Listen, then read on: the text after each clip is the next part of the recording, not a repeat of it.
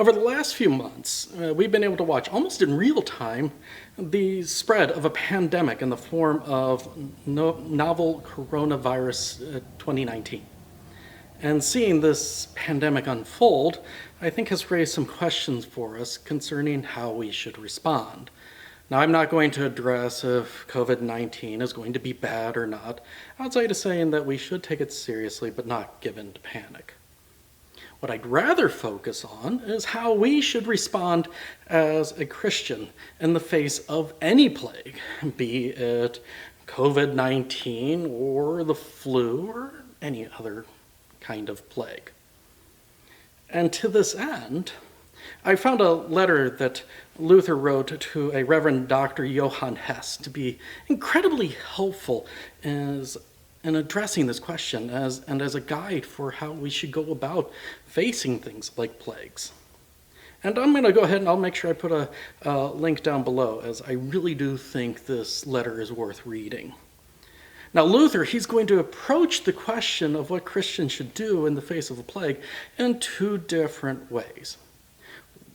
He's going to ask the question, is it a sin to flee from the plague? And the second question that he's going to ask is it a sin to disregard the danger of the plague? And both of these questions, I think, are going to be highly pertinent for our contemporary situation, as I've seen people reacting to the news of COVID-19 and panicking, and I've seen folks just kind of, we're not going to worry about it.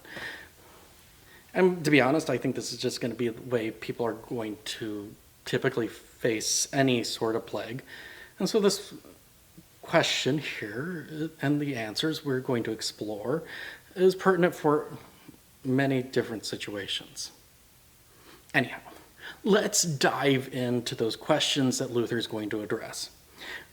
Let's start with, is it a sin to flee from the plague?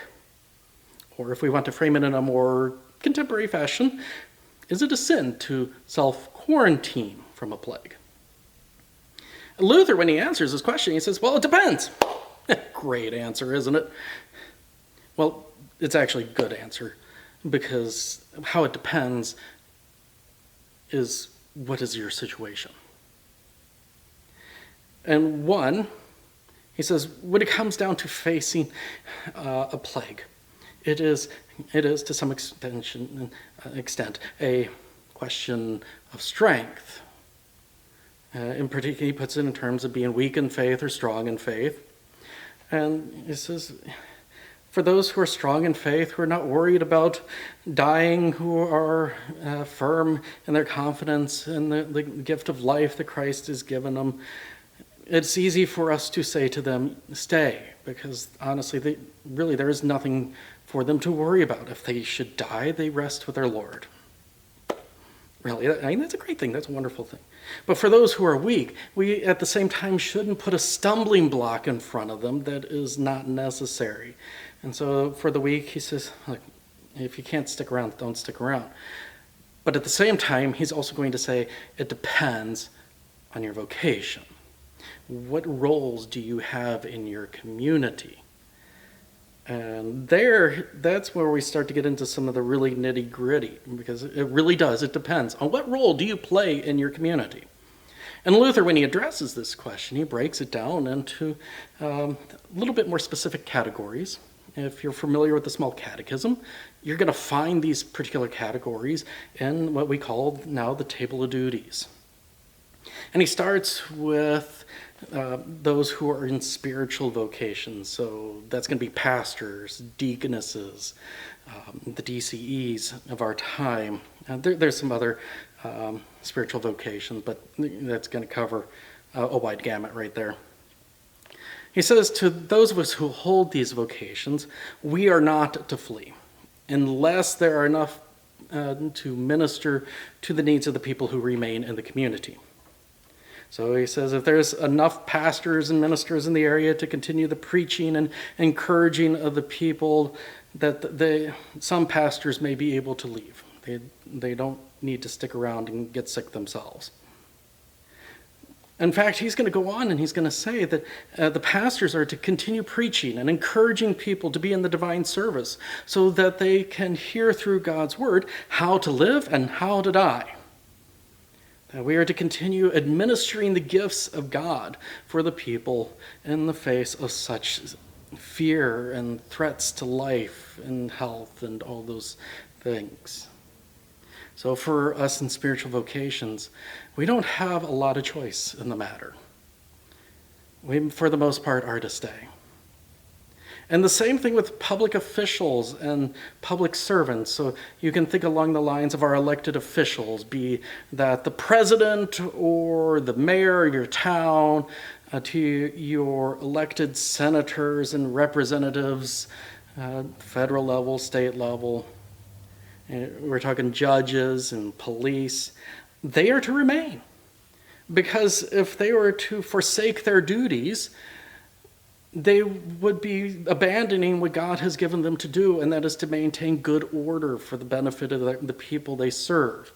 And because otherwise we risk descending into anarchy and chaos, and that's not going to help anybody. So he says to the public servants, guess what? You get to stay. Make sure things happen in good order. And similar, he says things like employees and employers are not to abandon one another, parents are not to abandon their children, and likewise, neighbors are not to abandon their neighbors, particularly if there is nobody else to care for your neighbor. And this is where we really get into where we need to think about how we are to respond as Christians in the face of a plague. Because it really boils down to, what does my neighbor need? Does my neighbor need me? And if the answer is yes, and it tends to be the answer, we as Christians are duty-bound to serve our neighbor. And this service, though, it can take different forms. And Luther goes so far to say, for those of you who are weak in faith, the best way that you can serve your neighbor is to lessen the load.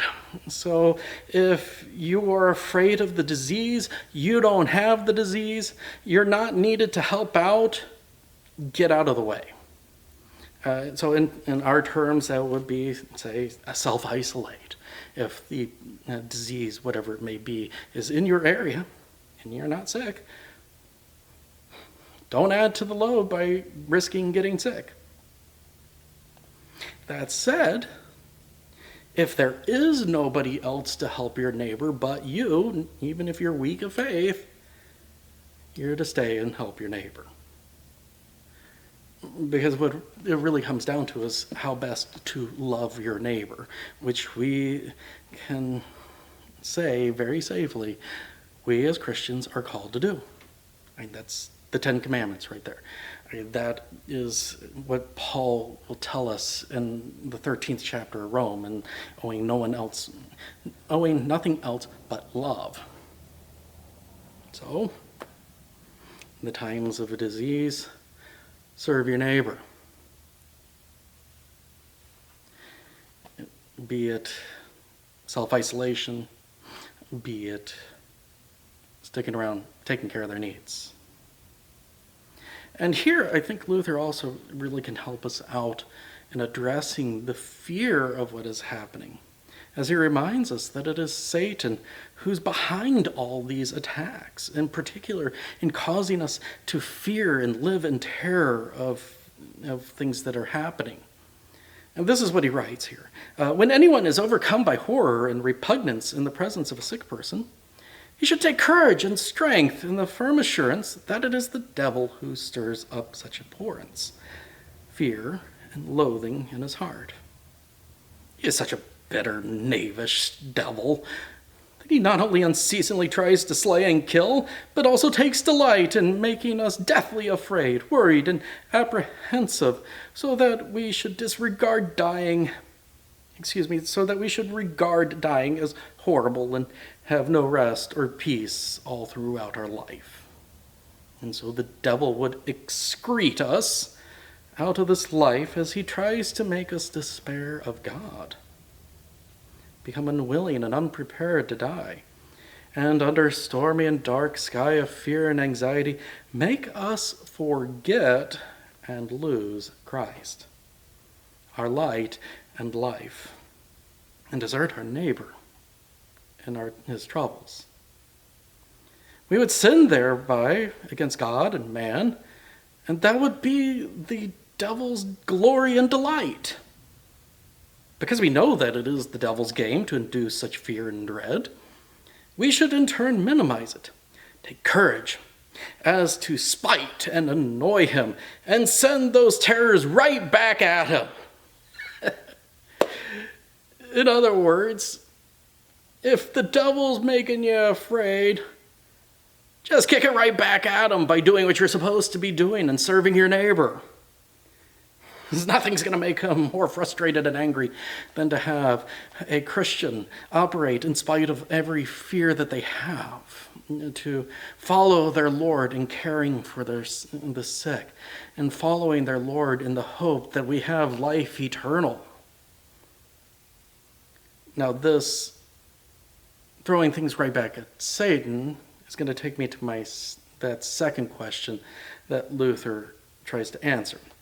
And that is it a sin to disregard the dangers of a plague? And the reason I make the segue now is because really these are two sides of the story. On the one hand, you have giving into fear. On the other hand, you have bravado, and such bravado that you disregard all the danger.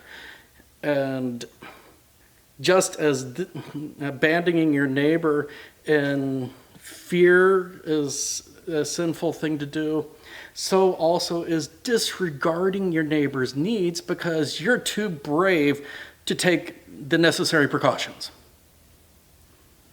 It's kind of like that illustration of sinners being like a drunk trying to climb onto a donkey. We try to climb up onto the donkey and we fall off into fear and abandoning our neighbor. We try to get back up on and we fall off the other side into bravado and disregarding our neighbor's needs.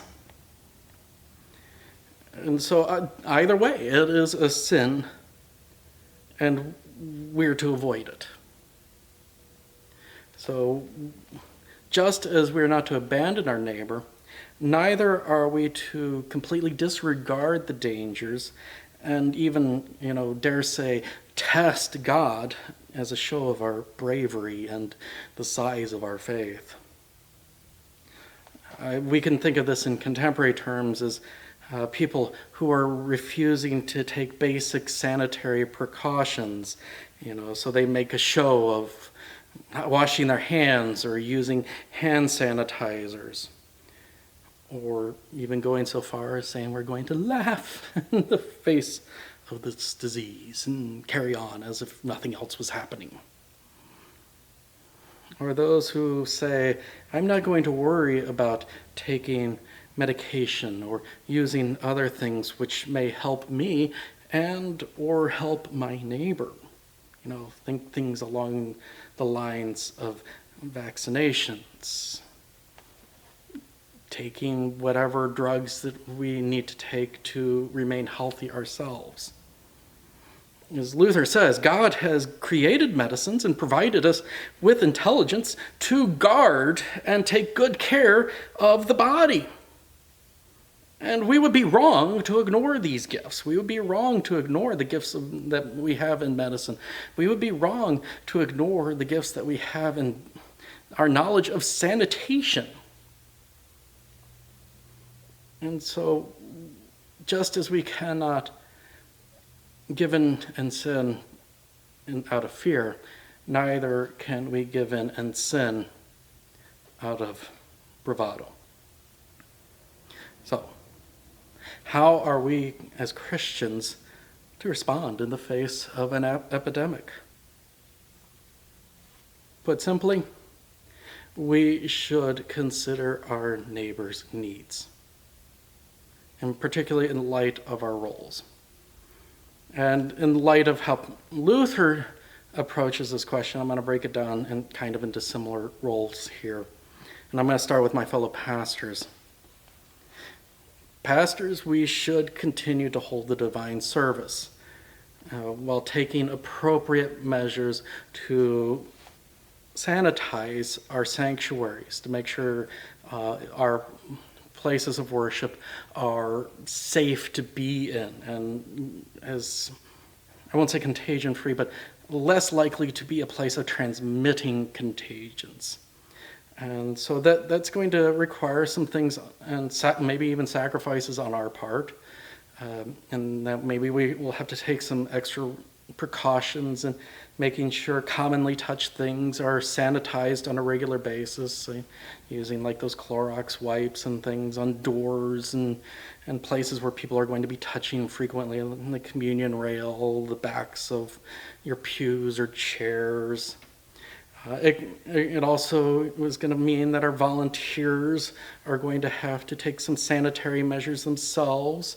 So encourage your greeters and anybody else who's coming into close contact with a lot of the people in your congregation to regularly be washing their hands thoroughly, and not that quick, wash, like so many people do. Get in there and scrub. Get in there, wash those hands vigorously. Most people's hand washing, it's kind of for the thought of it. When I was working in pathology, we were taught that if we were going to be washing our hands in preparation for aseptic technique, we got to really get in, you got to really scrub, you got to spend some time breaking up all the stuff that's on your hands and then making sure it gets rinsed off thoroughly. Use hand sanitizers. I know there's a whole argument which is better. Let's not worry about it. Let's actually just, use proper sanitary technique and use them both, really. They're both very effective. They're both good at what they do. And when we use them in tandem, we're going to really help out our neighbors. So let's make sure we do that. Along those lines, when your guys are getting up there to help you with communion, make sure that they're washing their hands before getting up there, or using the hand sanitizer. If they don't have visible dirt or anything, the hand sanitizer is going to work. Use that before they touch the various utensils and plates and cups and trays and everything for communion. Keep those hands clean. Particularly because they're probably going to have touched other things from between entering the sanctuary and the course of the divine service. Okay, it's just how it is. So make sure when you get up there to help your pastor, and pastors, you too, when you get up there to do the distribution of communion, prepare the elements, make sure those hands are clean, make sure they're sanitary. And we may also have to consider doing some things like, temporarily suspending having greeters, limit that contact with folks that may facilitate the spread of a disease.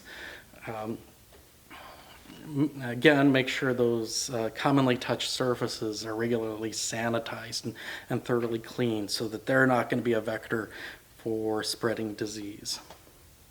If you're doing the passing of the peace, encourage people to forgo shaking hands. I know that there's benefit from physical contact, but we also don't want to be ground zero for infecting parts of our community.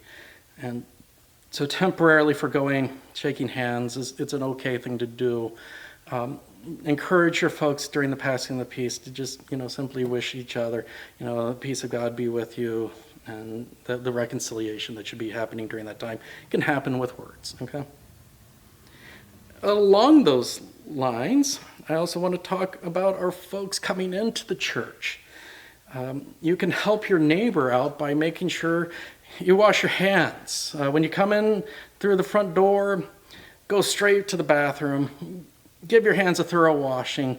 Use the hand sanitizers that are, if they're available, and just take some basic precautions so that you don't end up being a vector.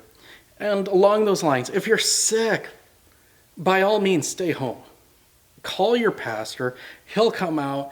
He'll bring the gifts of God to you.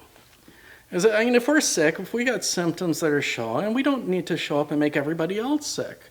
And that's particularly a dangerous thing considering our congregations have so many people who are vulnerable populations, the really old, the really young, the weak, the infirm. You can be a benefit and serve your neighbor by just staying home. And like I said, make sure to call your pastor, let him know. He can take appropriate precautions himself, the hand sanitizers, the hand washing, even wearing masks and other things. I've lost count of the number of times and making hospital calls, I've had to suit up to visit one of my members. If it needs to be done, we're going to do it. We're going to make sure you get the gifts of God. So make sure you make that phone call. Because, that's going to serve your neighbor if you're not showing up sick, okay? And really, we should take some of those measures with every single part of our life. When we're going out to places, make sure we're wiping things down, washing our hands thoroughly. Don't touch our faces with dirty hands, okay? Of course, I know that's one of the hardest bits of advice I can give. I don't know about you, but when I can't touch my face, all of a sudden my nose itches. It never fails. I go in to help with feed my starving children, and we're supposed to maintain sanitary measures and not touch our faces, and I really have an itchy nose. But don't touch your face, okay? Follow those CDC guidelines. They're good guidelines. Wash your hands. Use hand sanitizer. Monitor your symptoms. If you're becoming symptomatic, don't go places. Don't make unnecessary trips. And this doesn't matter if you think it's a big deal or not, okay? We're not serving our neighbor by spreading disease, even if it's minor. And that's really what it's going to boil down to. Serving our neighbor. And we Christians, we don't have a choice in this. We are to serve our neighbor. We are to help them in their every bodily need. And so if that means separating, if it means using hand sanitizer and washing our hands way more than we think we need to do it. Because really that is the answer to the question of what should a Christian do in the face of an epidemic. What does my neighbor need from me? And may God give you peace and strength to face these things and respond in love for your neighbor.